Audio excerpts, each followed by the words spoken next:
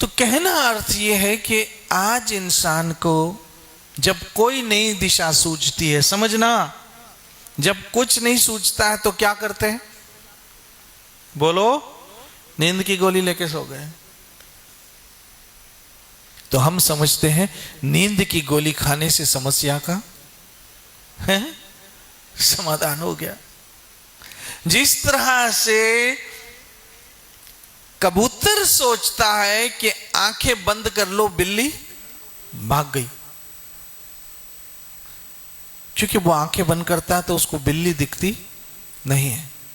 लेकिन क्या कबूतर के आंखें बंद कर लेने से बिल्ली भाग गई? बिल्ली अपनी जगह है, ये अलग बात है कि उसने आंखें बंद कर ली, उसको दिखती नहीं है, लेकिन बिल्ली है और वो पकड़ेगी। ऐसे आपके नींद की गोलियां लेने से अगर आपकी समस्या का समाधान हो जाता तो फिर चाहिए क्या था? तो ये टेम्पररी समाधान, जब तक गोली खाई, गहरी नींद में सो गए, आंख खुली तो समस्या वही की वही खड़ी। जब तक 2 पैग मार लिए, बादशाह बन गए, जब उतरा तो वही के वही। ये जो मनोवैज्ञानिक डिप्रेशन है, जिसके कारण हम जीवन की उलझनों में इतने उलझ जाते हैं कि फिर कोई फैसला हमसे होता ही नहीं है। और एक वक्त आता है कि वो डिप्रेशन में इतना बढ़ जाते हैं कि नींद की गोली खानी हमारी मजबूरी बन जाती है। और आप देखोगे कई लोगों को जब बहुत इमोशनली हो जाते हैं, क्या कहा? इमोशनली हो जाते हैं तो उनकी बॉडी कांपने लगती है। जब बहुत ज्यादा क्रोधित हो जाते हैं तब भी उनकी बॉडी है कांपने लगती है। उनको कोई धक्का मारे ना मारे वो खुद ही गिर जाते हैं, क्योंकि उतने उत्तेजित होते हैं, इतने क्रोधित होते हैं। और याद रखना, क्रोध आ जाना आपकी कमजोरी की निशानी है, क्योंकि कमजोर आदमियों को ही ज्यादा क्रोध आता है। क्रोध में आकर कोई फैसला मत करना, बाद में बहुत पछताना पड़ता है।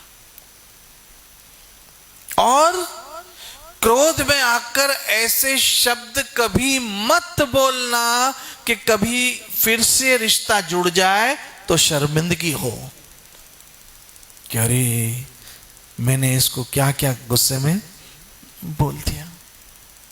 कहीं तो ऐसी जगह छोड़ना जहां से फिर से राम राम करने का मौका हो तो शर्मिंदगी ना मिले।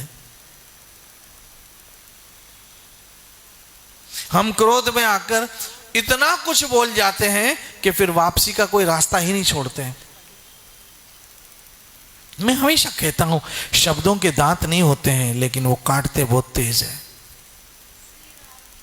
बहनों, माताओं, मित्रों, कभी कभी आपको इस बात का अंदाजा हुआ होगा कि कुछ लोग बोलते हैं तो बोलते नहीं हैं, लगता है कान के अंदर सीधी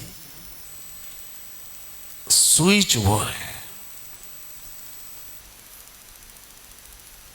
वो बातें शेयर करता हूं जो आज हमारे जीवन से सीधी लगी हुई है। और भगवत गीता कितनी अद्भुत है कि गीता को किसी भी एंगल से देखो वो परफेक्ट है।